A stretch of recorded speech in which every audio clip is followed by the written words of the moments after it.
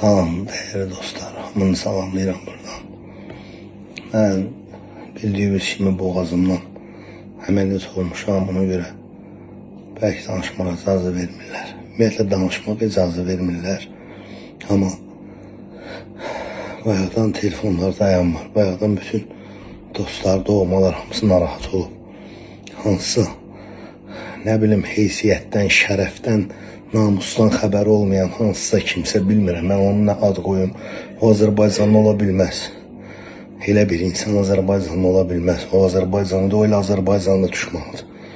Götürüb xəbər yayıb Orxan vəfat eləyim. Əvvəla dünyada hamımız bir gün öləcək. Ölümə ilə hər gün xatırlamaq lazımdır. Amma belə yalan məlumat yayıb bu qədər insanı narahat eləmək Ramazan ayının ilk günüdür, niyyət axşamıdır.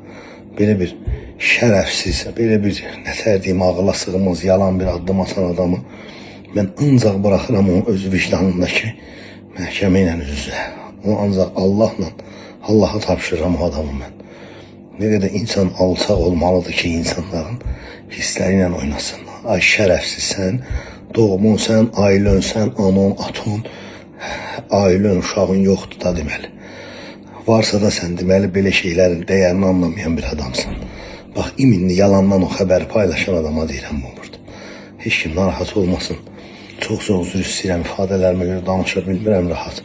Hər şey qaydasındadır, əməliyyat da gözəl bitib, hər şey yaxşıdır. Hətta həkimə evə də buraxıb, hər şey normaldır, heç nədən narahat olmasın.